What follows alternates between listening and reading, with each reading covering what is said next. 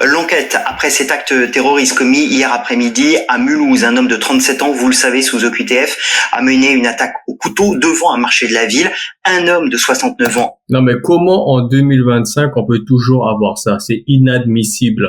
A été tué. Un agent de la police municipale grièvement blessé. 3 gardes Même les policiers municipaux sont plus courageux que la police nationale.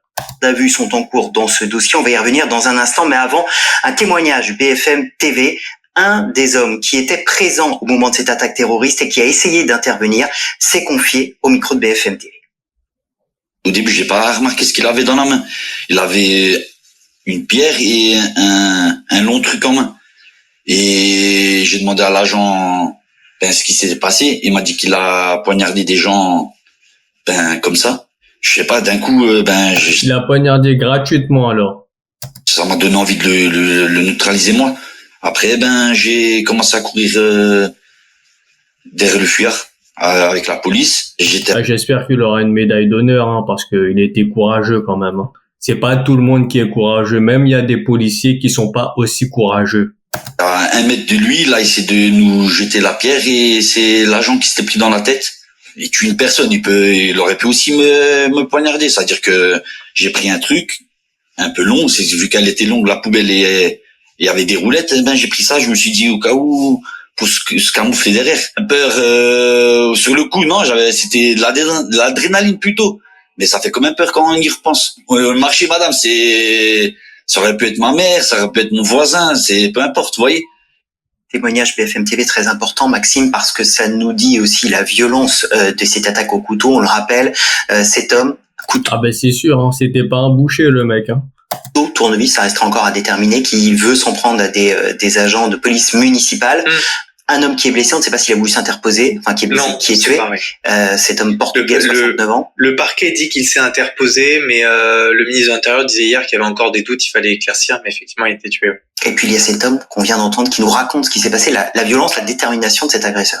Oui, la détermination de cet agresseur qui est peut-être à mettre en parallèle avec son profil schizophrène qui a été évoqué, parce que avant de s'en prendre aux policiers municipaux, beaucoup de témoins racontent qu'il a fait plusieurs allers-retours dans la rue en criant plusieurs fois à la Akbar, etc. Et que... Non, mais la question c'est qu'est-ce qu'il faisait dehors aussi? Qu'est-ce qu'il faisait avec les gens qui vivent la vie au quotidien tous les jours? Et que à un moment donné, il a décidé de passer à l'acte. Il a attaqué d'abord les policiers municipaux, mais on le voit. Alors reste à définir ce qu'a fait l'homme qui a été tué, mais on voit qu'il y a visiblement plusieurs passants qui ont voulu agir, s'interposer. Les policiers municipaux, 3 ont été blessés.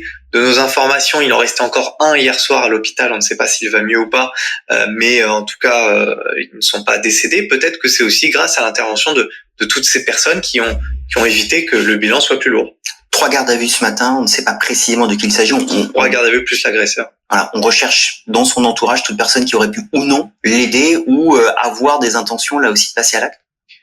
Sûrement, on n'a pas le détail de profil de ces gardes à vue, mais c'est vrai que c'est assez classique. La sous-direction antiterroriste qui est en train de faire cette enquête en a l'habitude dans les affaires de terrorisme.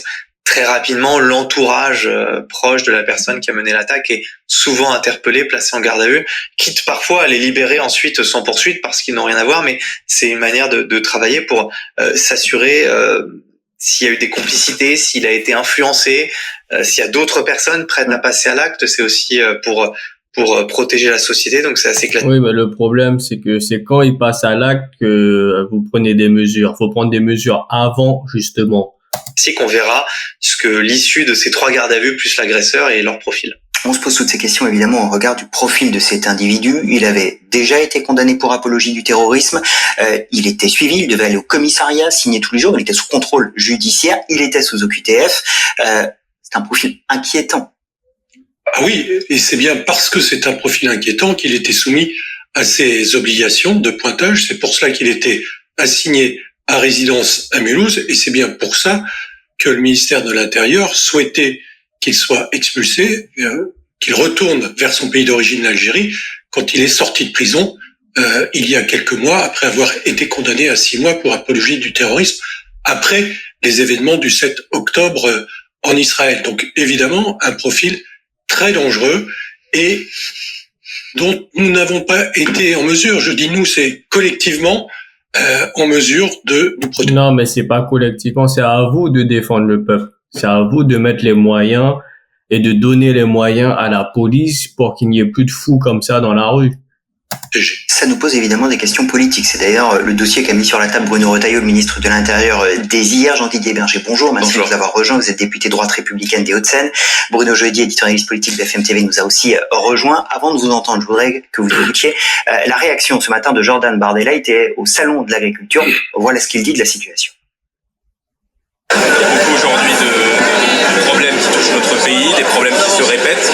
Et s'agissant de ce type de profil et de ce type d'attaque terroriste, à chaque fois, ce sont systématiquement les mêmes personnalités, les mêmes profils, des gens qui sont fichés, qui sont suivis pour leur proximité avec le fondamentalisme islamiste et que nous n'expulsons pas du territoire français. Donc le ministre de l'Intérieur fait énormément de communication, mais maintenant il faut agir ou partir.